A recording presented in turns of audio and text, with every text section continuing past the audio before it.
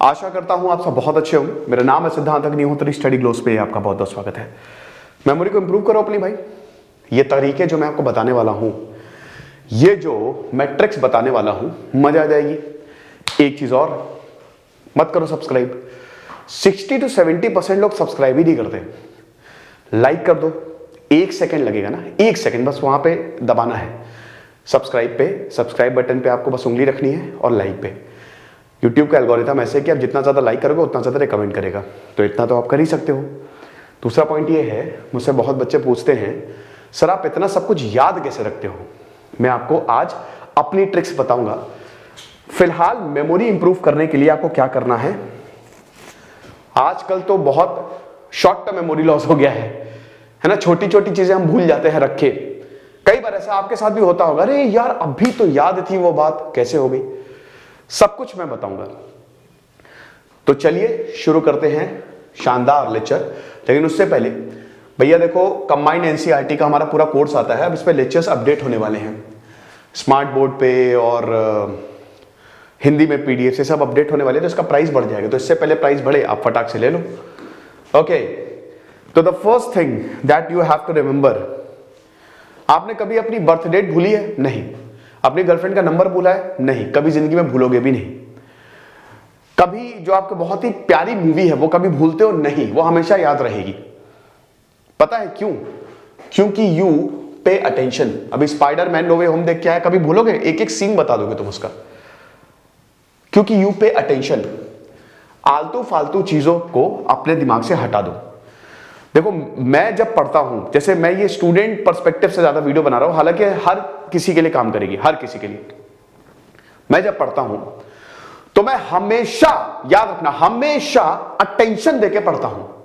आलतू फालतू नॉलेज नहीं चाहिए। जैसे अगर आप यूपीएससी की तैयारी कर रहे हो, मॉडर्न हिस्ट्री पढ़ रहे हो, 1857 की क्रांति, पूरा फोकस उसमें झोंक दो। अपने दिमाग को यह बोलो कि यही बहुत इंपॉर्टेंट है, मुझे भूलना नहीं है। बस ये इंस्ट्रक्शन देने हैं कि मुझे ये हर हाल में कुछ भी भूल जाऊं मैं, लेकिन ये मुझे याद रखना है। जो भी आपके लिए इंपॉर्टेंट है, स्टूडेंट्स के लिए स्पेशली बता रहा हूं, जो भी आपके लिए इंपॉर्टेंट है उसको आप मत भूलो। कैसे करोगे? अपने दिमाग को इंस्ट्रक्शन देके, नहीं भूलना है, मैं नहीं भूल सकता इसको, बस दैट्स इट। अपने आप नहीं भूलोगे। वही कह रहे ना कि आपको अटेंशन देना है, आपको फोकस करना है। बहुत सारी चीजें पढ़ोगे एक दिन में, पता नहीं कितनी सारी चीजें होती हैं, सब आप याद रखते हो? नहीं। जो इंपॉर्टेंट है वो याद रखते हो ना। तो ऐसे ही पढ़ाई में भी, ऐसे ही कोई प्रोजेक्ट में भी जो इंपॉर्टेंट है आपको वो याद रखनी है। रिसर्च में ये सब रिसर्च प्रूवन है, ये पाया गया है कि जो अटेंटिव होते हैं, ज्यादा अटेंशन देके कोई चीज करते हैं, वो उनको हमेशा याद रहती है। तो मेमोरी बढ़ाने का एक बहुत अच्छा ये तरीका है। अटेंशन से, फोकस से याद रखना, आपका दिमाग भी तेज होता है। हालांकि मेमोरी बढ़ाने के और भी तरीके हैं। जैसे अगर आप एक्सटर्नल तरीकों की बात करो तो आप बादाम खा सकते हो, हेल्दी डाइट लो। जितना हेल्दी डाइट लोगे उतना अच्छा होगा। बादाम से अच्छा कोकोआ खाओ। आपको पता है ना कि दिमाग के लिए सबसे बढ़िया होता है चॉकलेट्स, कोकोआ, लेकिन वो डार्क चॉकलेट्स होती हैं, थोड़ी महंगी आती हैं। ये वाली चॉकलेट मत खाने लगना। अगला, अवॉइड क्रैमिंग। क्या होता है ना कि कई बार रिसर्च में ये पाया गया है कि वो स्टूडेंट्स जो एक साथ नहीं सेशंस में पढ़ते हैं ना, उनको बहुत अच्छे से याद रहता है। जैसे मान लो तुम पॉलिटी पढ़ रहे हो, ठीक है। अब पॉलिटी में चैप्टर 1 है एक्ट्स, सारे एक्ट्स बताए गए हैं। रेगुलेटिंग एक्ट 1773 से लेकर पूरा 1947 तक, ठीक है। पूरी हिस्ट्री बताई गई है कानून की। तो अब ये समझो, एक साथ मत पढ़ो, ब्रेक करके पढ़ो ना। जैसे 3-4 पेज तुमने अभी पढ़ लिए 15-20 मिनट में, उसके बाद फिर तुमने अलग पढ़ लिया। ये पाया गया है, ये भी एक अच्छा तरीका है। ये पाया गया कि अगर आप ब्रेक करके पढ़ रहे हो ना कोई चीज, तो इससे 2 फायदे होते हैं। पहली बात तो एक साथ दिमाग में नहीं डाल रहे हो तो वो एक तो बच जाता है, क्योंकि जब आप एक साथ चीजें डालते हो ना, एक तो प्रेशर रहता है। दूसरी चीज ये है कि बहुत सारी चीजें मिस हो जाती हैं।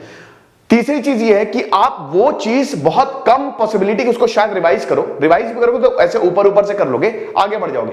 लेकिन जब आप ऐसे पार्ट्स में पढ़ते हो तो इसमें होता क्या है कि जैसे एक पार्ट आपने पढ़ा, फिर जब आप दूसरा पार्ट पढ़ने जाओगे ना, ये इससे रिलेट करेगा। आपने अक्सर देखा होगा कि इस पार्ट की कुछ चीजें इस पार्ट में भी दी होती है, तो वो अपने आप रिवाइज हो जाएगा। पार्ट वाइज भी आप पढ़ सकते हो। यू शुड अवॉइड क्रैमिंग, मतलब होता है ना कि एक साथ एकदम से चीजें भर लेना। जैसे मैराथन क्लासेस होती है बहुत ज्यादा, तो बहुत ज्यादा मैं मैराथन को फेवर नहीं करता, हालांकि मैंने भी एक दो क्लासेस करवाई हैं, लेकिन उसमें ना इतनी सारी चीजें एक साथ भरने की कोशिश की जाती है, वो गलत है। नहीं याद रख पाओगे बेटा, नहीं याद। इंसान का दिमाग लिमिटेड है, अनलिमिटेड है, बिल्कुल सही बात है। एक्सप्लोर कर सकते हो मेडिटेशन से, ध्यान से, लेकिन फिलहाल बहुत सारी चीजें अगर आप एकदम से भरोगे ना तो प्रॉब्लम होगी। तो यू शुड अवॉइड क्रैमिंग। अगला, ये बहुत इंपॉर्टेंट है, स्ट्रक्चर एंड ऑर्गेनाइज। देखिए इसमें छोटी छोटी बातें तो आप भूल ही जाओगे, मैं भी भूल जाता हूं, कभी चाबी भूल गया, कभी कुछ भूल गया, कोई बात भूल गया, वो होता है, वो सबके साथ होता है। स्पेशली जिनका दिमाग बहुत तेज चलता है, स्पेशली जिनका दिमाग बहुत ही मतलब काफी चीजें एक साथ चलती हैं, तो उनके साथ होता है ये, इट्स नॉर्मल, कंप्लीटली नॉर्मल। लेकिन याद रखना कि अगर आप अटेंशन से चीजें करोगे तो नहीं भूलोगे। जैसे अगर आपको कोई इंपॉर्टेंट काम है, मैं क्या करता हूं ना, मैं जैसे मुझे इतने कॉल्स आते हैं, जैसे स्टूडेंट्स के भी आ रहे हैं इधर, कुछ कंपनीज के उनके और मैनेजर्स के आ रहे हैं इधर, कोई पेड प्रमोशन करवाने के लिए आ रहा है, हालांकि मैं करता नहीं पेड प्रमोशन, बहुत सारे कॉल्स आते हैं। तो मैं क्या करता हूं ना, मैं सुबह एक डायरी बना लेता हूं, मतलब भाई अच्छा मुझे इसको कॉल करना है, इसको कॉल करना है, इसको कॉल करना है, ताकि मैं भूलू ना। वरना मैं क्या करता हूं ना, मैं अपने दिमाग में बैठा लेता हूं, अच्छा ये इंपॉर्टेंट प्रायोरिटीज हैं, समझ रहे हो, तो सबसे पहले इनको कॉल करना है। तो ये भी एक अच्छा तरीका होता है कि जो बहुत इंपॉर्टेंट काम होते हैं ना, आप सबसे पहले उनको प्रायोरिटी दे दो, तो आप नहीं भूलोगे, क्योंकि आपका दिमाग उसको याद दिला देगा अपने आप, आपका सबकॉन्शियस माइंड उसको याद दिला देगा। देन स्ट्रक्चर एंड ऑर्गेनाइज, इसमें जैसे यूपीएससी का मैं बताता हूं। जैसे मान लो कि आप फंडामेंटल राइट्स पढ़ रहे हो, फंडामेंटल राइट्स बहुत है, 6 फंडामेंटल राइट्स है, आर्टिकल 12 से लेकर आर्टिकल 35 तक, तो वो सब आपको पढ़ने हैं। तो आप इतना कैसे पढ़ पाए, धीमे धीमे पढ़ोगे, स्ट्रक्चर करके पढ़ोगे। पहले आर्टिकल 12 पढ़ लिया तुमने बहुत अच्छे से, उसके बाद तुमको क्या करना है, उस आर्टिकल 12 से रिलेटेड करंट अफेयर्स देख लो और उसको भी वहीं पे ही लिख लो। होगा क्या, जो सेम चीज है तुमने एक जगह लिख ली, स्ट्रक्चर कर दिया। अगर बैंक की तैयारी कर रहे हो तो मान लो कि आसियान, आईएमएफ, वर्ल्ड बैंक ने बताया कि भारत की जीडीपी इतने तरीके से बढ़ेगी, एक जगह लिख लो इंडियाज ग्रोथ प्रोजेक्शन और उसको एक जगह लिख लो। कहने का मतलब यह है कि जब आप स्ट्रक्चर कर देते हो जो भी चीज आप कर रहे हो और उसको ऑर्गेनाइज कर देते हो ना, तो बहुत कम पॉसिबिलिटी होती है कि आप भूलोगे। अक्सर जब डिसऑर्गेनाइज्ड चीजें होती हैं तो हमारे चांसेस ज्यादा होते हैं कि हम उसको भूल जाएं, है ना। लेकिन जब आप ऑर्गेनाइज कर देते हो एक एक चीज, सेम चीज एक जगह, ठीक है, पॉलिटी का नोट्स अलग हैं, हिस्ट्री के नोट्स अलग हैं, दिमाग में पॉलिटी अलग, हिस्ट्री अलग। अगर आप ऐसे एकदम जैसे मेरे पास नॉलेज ऑर्गेनाइज नहीं है, अब तो नहीं है क्योंकि मैं बहुत सारी चीजें एकदम से पढ़ता रहता हूं, लेकिन अगर मैं किसी एग्जाम की तैयारी करूंगा तो मैं डेफिनेटली उसको प्रॉपर तरीके से ऑर्गेनाइज करूंगा। अगर आप मान लो कि आप आईएएस हो गए, ठीक है, और अगर आप से रूरल सेक्रेटरी हो गए, ठीक है, ज्वाइंट सेक्रेटरी आपको मिल गई, तो आप क्या करोगे, आप सारे गांव की स्टडी करोगे प्रॉपर ऑर्गेनाइज करके। आप समझ रहे हो, आप ऐसा तो है नहीं कि इधर वाटर भी पढ़ लोगे, ये भी पढ़ लोगे, वो भी पढ़ लोगे। जब डिबेट्स होती है तो जो पार्टी के नुमाइंदे आते हैं ना, वो उस टॉपिक पे प्रॉपर रिसर्च करके आते हैं, ऑर्गेनाइज्ड रिसर्च करके आते हैं, सब चीज नहीं पढ़ते हैं। आप समझ रहे हो, तो आप ये समझो कि स्ट्रक्चर अगर आपने किया एंड ऑर्गेनाइज आपने किया तो इससे पॉसिबिलिटी बहुत कम हो जाएगी। ये सब आप ये फिजिकली, मतलब आप जैसे कोशिश कर सकते हो। कहने का मतलब यही है कि अभी मैं जैसे आगे कुछ चीजें बताऊंगा जो आप खुद से कर सकते हो, ये तो एक्सटर्नल है क्योंकि डेफिनेटली बहुत सारी चीजें आप भूल जाओगे। ओके, तो इसीलिए याद करने के लिए it's a very good thing. Mnemonic आप यूज कर सकते हो, ठीक है। नेमोनिक एक सिंपल तरीका होता है याद करने का। जैसे प्रूडेंट मतलब होता है वाइज, प्रूडेंट मतलब होता है बहुत दिमाग वाला, सैगेशियस होता मतलब होता है वाइज। तो आप जैसे आपने पेप्सोडेंट करने से लोग वाइज हो जाते हैं, या साग खाने से लोग वाइज हो जाते हैं। आप ऐसे भी याद कर सकते हो, कोई फिजिकल ऑब्जेक्ट से मेमोरी बना सकते हो। स्पेशली स्टूडेंट्स के लिए तो बहुत ही बढ़िया है ये, आप समझ रहे हो। तो जो स्टूडेंट्स हैं, आप समझिए कि जैसे अब बहुत सारी, अब जैसे 1947 है ना, आप कहीं पे भी कुछ भी आपने देखा, लीडर्स को देखा आपने, गांधी जी को देख लिया, तुरंत आप रिलेट कर लेंगे कि अरे 1947 में ये सारी चीजें हुई थी। डिवाइसेस जो होते हैं ना, नेमोनिक्स जो होते हैं, ये आपकी बहुत ज्यादा हेल्प कर सकते हैं। मैं भी करता हूं दोस्तों, आप विश्वास मानिए कि मैं भी इसी तरीके से निमोनिक्स का यूज करता हूं ताकि मैं भूलूं नहीं। समझ रहे हो कि अगर मैं इंडिया गेट गया तो इंडिया गेट देख के मुझे काफी कुछ याद आ जाएगा, या अगर मैं इमामबाड़ा गया तो सीधा मेडाइवल हिस्ट्री से मैं रिलेट कर लूंगा, या मॉडर्न हिस्ट्री से मेरे अरे यहां तो वाजिद अली शाह, ओके आप समझ रहे हो। तो ये स्टूडेंट्स के लिए रामबाण इलाज होता है, ठीक है। निमोनिक्स का आप यूज कर सकते हो। अगला देखते हैं, इलैबोरेट एंड रिहर्स। देखो ये बहुत इंपॉर्टेंट है। मैं हमेशा अपने बच्चों से ये कहता हूं, जो स्टूडेंट्स हैं मेरे, कि एक काम करो, जब भी तुम कोई भी चीज पढ़ो या कोई भी चीज अगर तुम किसी प्रोजेक्ट पे काम कर रहे हो तो उसको हमेशा इलैबोरेट करो। जैसे यूपीएससी का सिलेबस बहुत वाइड है, यूपीएससी का सिलेबस बहुत वाइड है, तो अब आप देखोगे कि अरे इतना सब कुछ पढ़ना है, नहीं, तुमको इतना सब कुछ नहीं पढ़ना है। तुमको एट अ टाइम एक ही सब्जेक्ट पढ़ना है, दो ही सब्जेक्ट पढ़ना है, क्योंकि एट अ टाइम तुम इतना नहीं पढ़ पाओगे। समझ रहे हो। और जब भी कोई भी चीज पढ़ो तब तक आगे मत पढ़ो जब तक वो क्लियर नहीं हो पाती। इसका देखिए सिंपल सा तरीका है, अगर मान लीजिए कि पहली बार आप पढ़ोगे तो आपको अपना 100% एफर्ट देना पड़ेगा। दूसरी बार जब आप उसको पढ़ोगे तो आपको 80%, क्योंकि ऑलरेडी वो चीजें आपके दिमाग में है। तीसरी बार जब आप पढ़ोगे तो आपको 40% एफर्ट देना पड़ेगा, और चौथी बार में दोस्तों आपको याद हो जाएगा वो। समझ रहे हो। मुझे बहुत सारी चीजें याद है इसी वजह से, क्योंकि मैं इतनी बार पढ़ चुका हूं। ये एक बहुत ही शानदार तरीका होता है, इलैबोरेट एंड रिहर्स। अब मान लो जैसे आप एक चैप्टर पढ़ रहे हो, ठीक है, आप कोशिश करो कि इसको इलैबोरेट करने की। जैसे मान लीजिए कि अगर आपने 1857 की क्रांति ही पढ़ा, तो आप सोचो कि आपके सामने कोई बैठा हुआ है और आप उसको 1857 की क्रांति समझा रहे हो। इससे पता है क्या होगा, जब आप कोई चीज पढ़ रहे हो और उसको समझाने भी लगते हो तो आपका दिमाग ना डबल तरीके से काम करता है। एक तो आपने पढ़ लिया, उसके बाद आपने किसी को समझा दिया। कहते हैं ना कि जब आप टीचिंग करते हो तो चीजें आपको बहुत अच्छे से क्लियर हो जाती हैं। तो इलैबोरेट करने से, रिहर्स करने से बहुत जरूरी, बहुत बढ़िया बढ़िया चीजें होती है। कहते हैं ना कि जैसे एक्टर्स जो होते हैं, इतनी लंबी पेज की जो स्क्रिप्ट है विदाउट रिहर्स किए बिना नहीं करते, वो लगातार वो रिहर्स करते रहते हैं, रिवाइज करते रहते हैं। अच्छा, रिवीजन की भी मैं आपको बात बता देता हूं। रिवीजन का जो आमतौर पे तरीका होता है वो डेली, वीकली और मंथली होता है, ठीक है। इसमें आप जो आपने दिन भर में पढ़ा है वो एक बार शाम को रिवाइज कर लो, क्योंकि आपने उसको पढ़ लिया है तो कम वक्त लगेगा रिवाइज करने में। उसके बाद हफ्ते में, जब हफ्ता खत्म हो रहा है तो आप रिवाइज कर लो, और फिर उसके बाद मंथ एंड में रिवाइज कर लो। तो ये कमाल कर देगा दोस्तों। रिवीजन याद रखना कि देखो शॉर्टकट नहीं है कोई। आपको लगता है कि भाई शॉर्टकट, नहीं, पढ़ना तो पड़ेगा आपको, लगातार आपको रिवाइज करना पड़ेगा। लेकिन हाँ, ये चीज जरूर है कि एक बार आपने पढ़ लिया तो दूसरी तीसरी बार जब आप पढ़ोगे ना तो आपको मेहनत बहुत कम लगेगी। मतलब बस आपको देखना ही रहेगा, क्योंकि ऑलरेडी वो चीजें आपके दिमाग में है, वो एक बक्से में स्टोर हो गई है। समझ रहे हो। तो ये एक इंपॉर्टेंट चीज रहती है।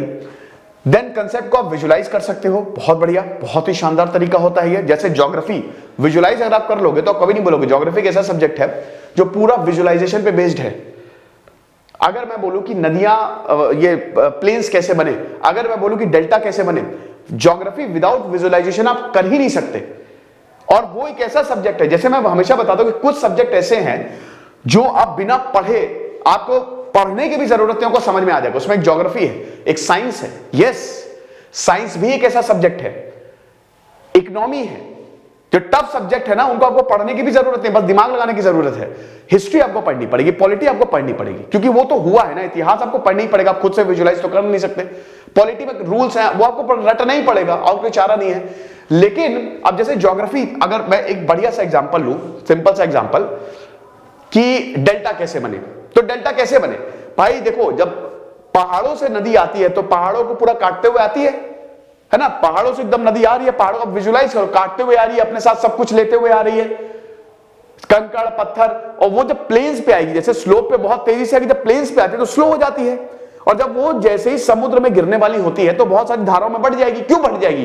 क्योंकि वो जितनी भी चीजें लेके आ रही है उससे बढ़ जाएगी ना। जैसे मान लो कि अगर मान लो मैंने यहां पे पानी फेंका और यहां पे मैंने मोरंग डाल दी खूब सारी, तो मोरंग से टकरा के वो खूब सारी धाराओं में बढ़ जाएगी ना। तो सेम चीज होती है कि अपने साथ इतनी सारी चीजें लेके आई, वो बहुत तेजी से है, लेकिन यहां पे सब डिपॉजिट कर लिया, जिसकी वजह से वो डिफरेंट डिफरेंट धाराओं में बढ़ गई, और वो हो गया लैंड फॉर्म। क्योंकि वो इतनी सारी जो चीजें लेके आ रही है ना, वो यहां पे डिपॉजिट कर दिया। समझ रहे हो? तो इस तरीके से विजुलाइज करके आप ज्योग्राफी को कभी भूल ही नहीं सकते। केव कैसे बनती है? क्योंकि पानी जो है वो सॉफ्ट रॉक को काटता रहता है। आप समझ रहे हो? तो विजुलाइज अगर आप कोई चीज कर रहे हो तो वो आपके दिमाग में हमेशा घर कर जाएगी। इकोनॉमी की बात करते हैं, शेयर्स क्या है, व्हाट इज, क्या मार्केट क्या है, आप बताइए। कुछ नहीं है मार्केट भाई, बस इधर आप पैसा डाल रहे हो, बिजनेस का प्रॉफिट हो तो आपको पैसा बढ़ेगा। विजुलाइज करो, क्या प्रॉब्लम है? साइंस भी ऐसे ही है। तो जब भी आप, क्योंकि जब हम विजुलाइज करते हैं ना वो चीजें, हम एप्पल की बात करते हैं, ठीक है, हम मैंगो की बात करते हैं, हम कुछ भी जो भी बोलते हैं तो उसकी प्रतिमा बन जाती है, तभी हम कभी ये चीजों को भूलते नहीं है। ठीक है, ये चीज है। वैसे आपको बता दो कि जिनकी स्ट्रांग मेमोरी होती है उनको दर्द बहुत होता है देखिए, जो जल्दी भूल जाते हैं ना वो ज्यादा सुखी रहते हैं, और जो भूलते नहीं है ना, क्योंकि उनको सब कुछ याद रहता है, अपने खराब एक्सपीरियंस भी, अपने अच्छे एक्सपीरियंस भी, तो वो ना काफी ज्यादा दुखी भी रहते हैं। Then relate new information to things you already know. वही चीज है कि भाई जैसे कोई भी नई इंफॉर्मेशन आई, इसमें आप पढ़ते रहिए। पढ़ना is a very important thing, क्योंकि जितनी आप पढ़ेंगे ना आप नई इंफॉर्मेशन ऐड करते रहेंगे, और जो आपकी एग्जिस्टिंग इंफॉर्मेशन है वो उसमें जुड़ती जाएगी। जैसे आपने यहां पे एक कुर्सी लगाई, ठीक है, फिर आप एक नई कुर्सी लेके आ गए, यहां और लगा दी, कुर्सी और लगा दी, तो ऐसे ऐसे कुर्सी खूब सारी कुर्सी लगती गई। अब आप आराम से किसी भी कुर्सी पे बैठ सकते हो, आपको कुर्सी की कमी नहीं है। ऐसे ही ज्ञान है ना। आप अगर 1947 के बारे में पहली बार आपने पढ़ा, जैसे मैंने माई एक्सपेरिमेंट्स विद ट्रुथ पहली बार पढ़ी थी किताब, मेरी one of the first book है ये, महात्मा गांधी की मैंने किताब पढ़ी थी। उसके बाद मैंने सुभाष चंद्र बोस की किताब पढ़ी, तो वो इसमें ऐड हो गई। आप समझ रहे हो, वो इंफॉर्मेशन इसमें ऐड हो गई। तो अब मैं गांधी जी को बहुत अच्छे से समझा सकता था, सुभाष चंद्र बोस को दोनों ने ही कैसे भारत की कल्पना की थी वो मैं समझा सकता था। फिर मैंने सरदार पटेल को पढ़ा, वो इसमें ऐड हो गई कि दोनों ने कैसे और उस समय क्या क्या हो रहा था, डिफरेंट पर्सपेक्टिव मुझे मिले। इसीलिए तो कहते हैं ना बेटा, किताबें जितना पढ़ोगे उतना अच्छा है, तुमको बहुत सारे पर्सपेक्टिव मिलते हैं, नई इंफॉर्मेशन ऐड होती जाती है। कई बार मुझसे पूछा जाता है कि सर ये यूपीएससी के लिए इंपॉर्टेंट है। It doesn't matter. मैं आपको बताता हूं कि एसएससी सीजीएल का मैंने एग्जाम दिया था, कई बार दिया, मैं असफल रहा। एक बार जब मैं बहुत ज्यादा पढ़ने लगा ना, बहुत ज्यादा, ठीक है, इससे पहले मैं सिर्फ मैथ्स और यही रीजनिंग और साइन भी और लूसेंट की किताब आती, बस रट्टाफिकेशन चालू। लेकिन फिर मैंने क्या किया, बहुत ज्यादा मैं पढ़ने लगा। जब मैं बहुत पढ़ने लगा, मैंने इतनी किताबें पढ़ी, तो एक दिन मैंने ऐसे ही भर दिया। मैंने कहा चलो ऐसे ही दे आएंगे एसएससी सीजीएल का एग्जाम। मैंने कुछ भी नहीं पढ़ा था, वो अपने आप निकल गया। आपको पता, इतने शानदार, आई थिंक 200 में से 170 मार्क्स आए थे। और मैंने उसके बारे में ज्यादा पढ़ाई नहीं की थी एसएससी सीजीएल के बारे में। क्यों? क्योंकि मैं लगातार नई इंफॉर्मेशन ऐड करता जा रहा था। मेरा जो दिमाग है ना, कहते हैं ना कि जितना पढ़ोगे दिमाग उतना ज्यादा बढ़ता है, आपकी मेमोरी भी उतनी ज्यादा बढ़ेगी। ठीक है, तो इसीलिए you must add new information, things you already know. Then read out loud and write it out also. आप तेज से पढ़ सकते हो, लेकिन अगर आप तेज से नहीं भी पढ़ रहे हो, मन में पढ़ोगे ना तो नींद आने लगती है। लेकिन अगर आप नहीं भी पढ़ रहे हो तो आप नोट्स बनाओ। मैं हमेशा कहता हूं कि जब आप नोट्स बनाते हो ना, या जब आप लिखते हो, तो वो कमाल का काम करता है। वो आपको फिर याद रहेगा, क्योंकि आप अपने थॉट्स को लिख रहे हो। ठीक है, जो आपने पढ़ा उसको आप कॉपी पे उतार रहे हो। तो आप ये समझो कि this will enhance your memory. इसमें फिर भूलोगे नहीं। आप नोट्स बनाओगे ना, तो आपने पढ़ भी लिया और लिख भी लिया, भूलने के चांसेस बहुत कम। और अगर भूलोगे तो नोट्स ऑलरेडी बने हुए हैं। ये भी चीज बहुत ही कमाल की रहती है। देन पे extra information attention difficult information. कोई अगर चीज आपको लगता है कि बहुत ज्यादा डिफिकल्ट है ना, जैसे मैं ये करता हूं कि अगर मुझे कोई लगता है, जैसे मैंने एक आर्टिकल पढ़ा, अब उसमें बहुत सारे डेटा होते हैं। आपने देखा होगा कि जितने भी लेक्चर्स, मेरे पास कोई मोबाइल कुछ नहीं रहता है, तो अगर मुझे लगा कि डेटा, तो मैं उस पर एक्स्ट्रा अटेंशन लगाता हूं और उसको याद करने की कोशिश करता हूं। याद करने की कोशिश आप ऐसे ट्रिक्स बना के भी कर सकते हो, है ना, ट्रिक बना के भी कर सकते हो। जैसे अपनी एमबीबीएस, सार्क में कितने देश है, अपनी एमबीबीएस ऐसे करके आप याद कर लो, ये भी एक अच्छा तरीका है। अब जैसे अभी केसेस की जब मैंने अभी लेक्चर लिया था, तो उसमें क्या था कि दिल्ली में 20,000 केसेस है और बैंगलोर में 25,000 केसेस है। तो ऐसे 5 + 5 + 5 या +3 इस तरीके का जो था वो इंक्रीज था। ट्रिक्स बना के भी कर सकते हो, कोई इशू नहीं है। लेकिन वही चीज है कि जो डिफिकल्ट इंफॉर्मेशन है, अगर आपको लगे कि अच्छा ये सब तो मुझे पता है, कोई भी आप नई चीज पढ़ो ये सब पता है, जो चीज नहीं पता उस पर एक्स्ट्रा अटेंशन दे दो कि ओके ये मुझे याद करनी है, याद हो जाएगा वो। अपने दिमाग को बस आपको थोड़ा सा थपड़ियाना है कि बेटा इस चीज को याद रखना। देन कई बार क्या होता है ना कि स्टडी रूटीन एक ही फॉलो कर रहे हो, उससे भी बहुत मोनोटोनस हो जाता है, मनहूसियत छा जाती है। अपने स्टडी रूटीन को भी वेरी करते रहो कि आज चलो ठीक है, आज 5 घंटा पढ़ लिया, 6 घंटा। वैसे तो स्टडी रूटीन को बढ़ाना चाहिए। इसमें एक और चीज बता दो कि जो लोग बिगिनर्स हैं उनको बहुत ज्यादा एकदम से नहीं पढ़ना चाहिए। कहते हैं ना, जब आप वर्कआउट करते हो तो पहले थोड़ा सा हल्का वेट उठाओ, ऐसे यहां पे भी पहले थोड़ा सा पढ़ो, ठीक है। धीमे धीमे धीमे धीमे अपनी क्षमता बढ़ाओ। देखो, पढ़ना एक बोझ की तरह मत लो। जैसे एनसीईआरटी जब आप पढ़ रहे हो, जैसे आप मूवी देखते हो, मूवी को लगता है ना अरे यार क्या बात है, यही एनसीईआरटी। अभी वो कौन सी मूवी आई थी, अभी एक पृथ्वीराज भी आ रही है मूवी, पृथ्वीराज चौहान पे, फिर उसके बाद अभी थर्ड बैटल ऑफ पानीपत पे, कौन सी कितनी सारी मूवीज आई हिस्टोरिकल, वो आपको वहां से याद हो जाएगा। क्यों? क्योंकि आपको एक्साइटमेंट है, अरे यार नया बताएंगे। तो ऐसे ही आप पढ़ाई को भी लो ना। अगर आप पॉलिटी पढ़ रहे हो, ये मत सोचो कि एग्जाम इससे निकलेगा। सबसे पहले ये सोचो कि अरे मुझे भाई भारत के कानून के बारे में पता चल रहा है, ये सारी चीजें हैं मेरे पास, ये मेरी ताकत है। जब भी आप पढ़ते हो ना, कुछ चीजें पता चलती हैं। ज्ञानियों की ही इज्जत होती है ना, क्योंकि आपको पता है। इसीलिए हमेशा ये चीज करो। देन स्लीप बहुत इंपॉर्टेंट है भाई। अगर आप बहुत कम सो रहे हो तो मेमोरी जो है वो वीक होगी, चीजें स्किप होने लगेंगी। 7 से 8 घंटे सो, कोई दिक्कत नहीं है, मस्त सो, आपकी मेमोरी बढ़िया रहेगी। स्लीप प्रॉपर नहीं लेने से ना बहुत सारी बीमारी होती है, सिर्फ एक बीमारी नहीं है। और आप मेडिटेट करो, मेडिटेट कर सकते हो। मैं मेडिटेट करता हूं, मुझे बहुत फायदे होते हैं दोस्तों, ठीक है। ध्यान तो चीजें, एक तो मन शांत रहता है, फिर उसके बाद आप बहुत सारी चीजें कर सकते हो, भूलोगे नहीं आप। इंपॉर्टेंट इंफॉर्मेशन जो स्टोर रहेंगी, आप अच्छा खाओ। और अगेन जो इंपॉर्टेंट इंफॉर्मेशन है, इसमें अटेंशन सबसे इंपॉर्टेंट है, उसमें आप जरूर दो। अगर कोई आपको बहुत जरूरी है याद करना कि अच्छा ये इंफॉर्मेशन मुझे रिटेन रहनी चाहिए, तो अपने मतलब एकदम बसा लो कि भाई ये कुछ भी करके मुझे ये नहीं भूलना है, तो वो अपने आप हो जाएगा। तो ये कुछ ट्रिक्स थी कि आप कैसे अपनी मेमोरी को इंक्रीज कर सकते हो, है ना। बाकी अगर आपका भी कोई मेथड है तो आप कमेंट बॉक्स में जरूर बताइएगा। दिस इज सिद्धांत अग्निहोत्री साइनिंग ऑफ।